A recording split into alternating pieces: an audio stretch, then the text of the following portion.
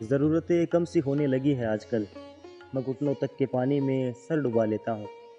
पहले हर छोटी बात पर मेरा खून खौल जाता था। अब थका हुआ रहता हूँ, मुँह घुमा लेता हूँ। कोई घूर लेता था तो मैं थर लेता था पहले उसको। अब कौन लड़ेगा सोच के मैं गाड़ी बढ़ा लेता हूँ। घर में माँ को कहता था, मुझे ये नहीं खाना, मुझे वो नहीं खाना। अब जो भी मिलता है मैं सब चबा लेता हूँ। पहले पिताजी अपनी मुश्किलें छुपा लिया करते थे मुझसे। अब वो अपनी बता देते हैं, लेकिन मैं अपनी छुपा लेता हूँ। राहगीर की किताब है समझ गए या समझाओ। और ये किताब मैंने ख़रीदी थी 25 सितंबर 2025 में।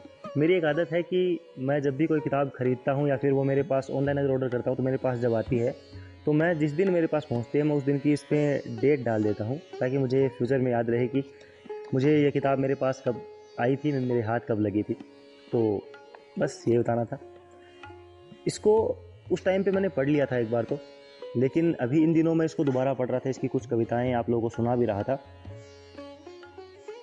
अगर मैं इसका एक रिव्यू देना चाहूँ कि इसमें आपको किस तरीके की कविताएं मिलेंगी अगर आप इसे ख़रीद के पढ़ें तो सिंपल कुछ शब्दों में अगर मैं बताऊँ तो इसमें आपको वो कविताएं मिलेंगी जो आंखों देखी बातें हैं। लाइक आप किसी को कुछ करते हुए देख रहे हैं और उसमें से एक गहरा अर्थ निकाल ले रहे हैं। राहगीर कुछ इस तरीके की ही कविताएं करते हैं कि आंखों देखी जो आस पास पड़ोस में जो आम आदमी की कुछ कहानी है उसको एक तरीके से कविता का रूप दे देते हैं। मतलब बेसिकली आप ये समझ सकते हैं कि इसकी हर कविता एक कहानी है। उसमें आपको एक लय मिलेगी, एक जो स्टोरी है ना उस तरीके से एक कविता चलती है। ऐसा नहीं है कि काल्पनिक कुछ आपको मिल जाएगा, कुछ ऐसे ही सोचा हुआ।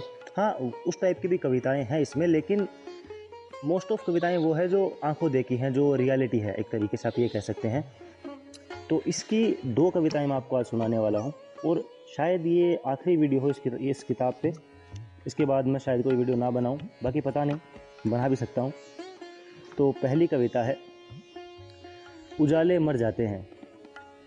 होती है सुबह, उजाले मर जाते हैं। लगती है भूख, निवाले मर जाते हैं। मन के फूलों को सींचता हूँ उम्मीदों के पानी से। ज़रा सी दुनिया देख लूँ, साले मर जाते हैं। जो भेड़ चाल चला, जो भेड़ चाल सीख ले वो तो फिर भी जी लेते हैं जैसे तैसे। ये पानी गंदा है, यहाँ निराले मर जाते हैं। अब जैसा होता है उसी में खुश रहता हूँ, क्योंकि ख्वाबों के पौधे जितने पाले मर जाते हैं। कराहते हुए ढूंढ रहा था अपने छालों की दवा जग में। कोई बंदा बोला, जब बंदा मर जाता है तो छाले मर जाते हैं। इस कविता में मुझे जो सबसे गहरी एक अगर मैं लाइन चुनना चाहूँ इन सब में से, तो वो ये है कि जो भेड़ चाल सीख ले वो तो फिर भी जी लेते हैं जैसे तैसे। ये पानी गंदा है, यहाँ निराले मर जाते हैं। मतलब कि जो व्यक्ति सही है वो यहाँ पर एक तरीके से कठिन जीवन जी रहा है, और जो लोग झूठे हैं, गलत हैं, जो हाँ में हाँ मिलाते हैं लोगों की, एक तरीके से जो भेड़ चाल में चलते हैं, वो यहाँ पर सुखी हैं, वो अच्छा जीवन जी रहे हैं। तो एक गहरी उपमा यहाँ पर दी गई है कि ये पानी गंदा है, यहाँ पर निराले मर जाते हैं। हाँ, तो दूसरी जो कविता है वो है, आदमी बावला है। मतलब जो आपने एक शायद राहगीर का गीत सुना होगा, आदमी है, मैं यहाँ पर आदमी बावला है यूज़ करूँगा।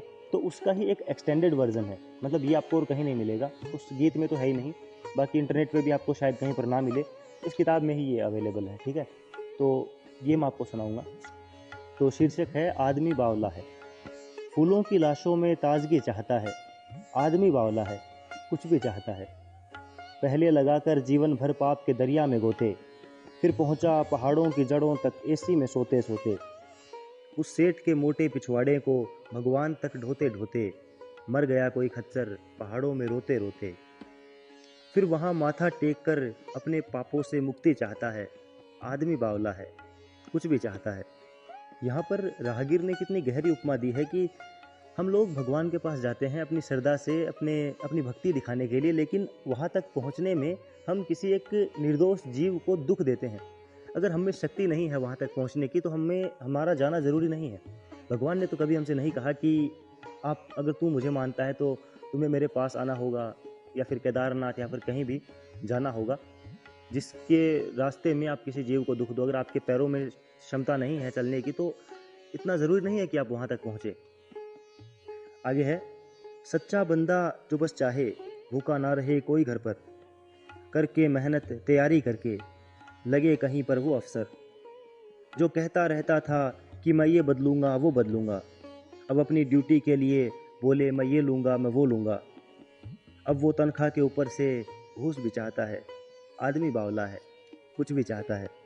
यहाँ पर भी एक इतनी गहरी बात कही गई है कि जब तक कोई इंसान नौकरी लग नहीं जाता है, जब तक वो उस पद पर पहुँच नहीं जाता है जहाँ पर पहुँचने की वो चाहत रखता है, तब तक वो बड़ा ढिंढोरा पीटता है कि वो ईमानदार होगा, वो इस करप्शन को, इन चीज़ों को मिटा देगा। लेकिन जैसे ही वो उस सिस्टम का हिस्सा बनता है, वैसे ही वो भी उन लोगों के रंग में रंग जाता है, उन्हीं की तरह बिहेव करने लगता है, वैसा ही बन जाता है। उसके आगे है जो तीसरा पैराग्राफ है इस कविता का, जात धर्म के नाम पर सिखाए नफरत बच्चों को, आप भी जो मुंह में आए पक दे अच्छे अच्छों को, बोले हम नहीं सुधरेंगे चाहे घर की नीलामी हो, नेता अपनी जात का ही हो चाहे बड़ा हरामी हो, अब वो बंदा अपनी पीढ़ियां सुखी चाहता है, आदमी बावला है, कुछ भी चाहता है।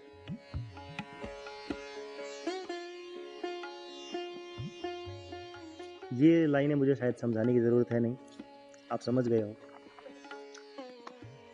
पढ़ना चाहे तो पढ़ सकते हैं, बहुत अच्छी किताब है, मैं रिकमेंड करूँगा। अगर आप कुछ अलग पढ़ना चाहते हैं प्रेम कविताओं से और विरह की कविताएं जो कि आजकल बहुत पॉपुलर हो रही हैं इंस्टाग्राम पे, ये शायद इसमें ऐसी कविताएं हैं जो इंस्टाग्राम पे ज़्यादा अच्छा परफॉर्म ना करें शायद, लेकिन जो एक अच्छा पाठक है जिसको कुछ अलग पढ़ना है, उसको ये किताब ज़रूर पसंद आएगी। इसमें बहुत अलग तरह की आपको कविताएं मिलेंगी, किसी एक जनरा पर डिपेंड नहीं है ये, अलग अलग जनरा की किताबें हैं, अलग अलग जनरा की कविताएं हैं इसमें। कह सकते हैं बस आंखों देखी, राहगीर ने चलते हुए कुछ देखा, बैठे हुए कुछ ऑब्जर्व किया, स्टेशन पे या फिर कहीं पर भी, चाय की टपरी पे, बस में, कहीं पर भी कुछ भी ऑब्जर्व किया वो उन्होंने लिख दिया। और मुझे यही उनका स्ट्रॉन्गेस्ट व्यू पॉइंट लगता है कि वो इस तरीके की कविताएं लिखते हैं जो मैंने शायद किसी और की कविताओं में ऐसा नज़रिया, ऐसी चीज़ें नहीं पढ़ी। और शायद इसीलिए मुझे राहगीर इतने पसंद है, क्योंकि इनकी कविताओं को पढ़ने के बाद एक अलग नज़रिया तो मिलता ही है, लेकिन ऐसी कविताएं मैंने किसी और की नहीं पढ़ी। तो मैं तो बस यही कह रहा था कि इस किताब को मैं 100% रिकमेंड करूँगा, आप ज़रूर पढ़िएगा। अगर आप प्रेम और विरह की कविताओं से कुछ अलग पढ़ना चाहते हैं, जो कि इंस्टाग्राम पे बहुत ट्रेंडिंग में रहती हैं, उनसे अगर आप कुछ अलग पढ़ना चाहते हैं, कुछ अलग एक्सपीरियंस करना चाहते हैं, तो आप ये किताब ज़रूर पढ़ सकते हैं। आपको एक अलग ही फीलिंग आएगी। मतलब मैं इतना कह सकता हूँ कि आपने इस तरीके की राइटिंग शायद पहले ना पढ़ी हो। मैंने तो नहीं पढ़ी थी जब तक मैंने राहगीर को डिस्कवर नहीं किया था। हो सकता है फ्यूचर में मुझे कोई और कवि मिल जाए। अगर आपको कोई नाम पता हो तो मुझे ज़रूर बताइएगा जिसकी कुछ ऐसी राइटिंग हो या फिर कुछ अलग, जो आजकल के लेखक और कवि हैं उनसे अलग हो, तो आप मुझे बताइएगा, मैं ज़रूर पढ़ना पसंद करूँगा। इसी के साथ मिलते हैं अगली वीडियो में। धन्यवाद।